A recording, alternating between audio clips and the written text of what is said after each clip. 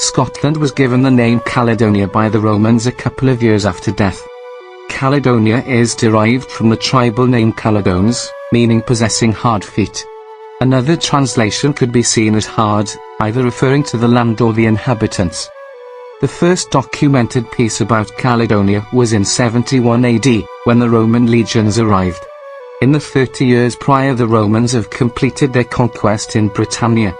After their victory in the south, the Roman armies under the control of Quintus Petilius Cerealis and Gnaeus Julius Agricola turned their eyes on a campaign against the local Caledonian tribe.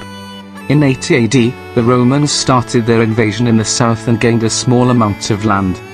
3 years later, in 83 AD, Agricola led 11,000 auxiliary to spearhead the attack, with 3,000 cavalry on the flank, with many more joining in later on in the battle.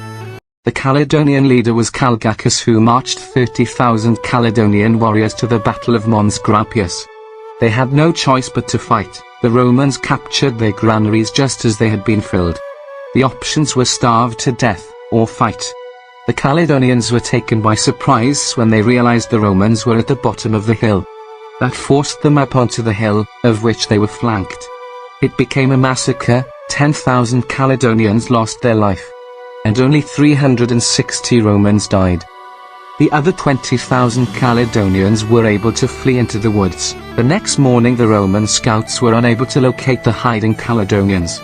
16 years after the Battle of Mons Graupius, Trajan became Emperor of Rome, and he ordered the immediate withdrawal of Roman legions in Caledonia to the border with England.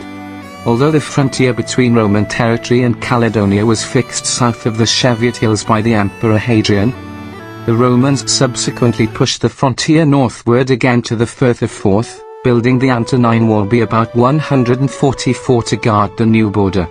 About a decade later, they retreated further due to demands elsewhere in Europe and the growing aggression of local Picts. In 208 AD, new Roman emperor had big aspirations with Caledonia. Septimius Severus led his auxiliary up to Antonine Wall, which they took with ease. Later on in 208 AD, 40,000 men landed on the island of Britain to aid his war effort.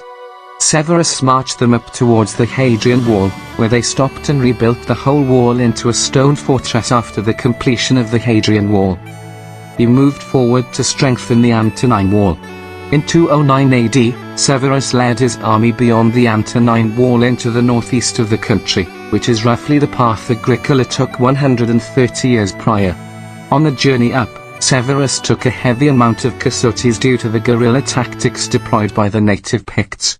After these attacks, Severus started to move backwards and fortify and control the land they currently occupied by using the forts Agricola had built.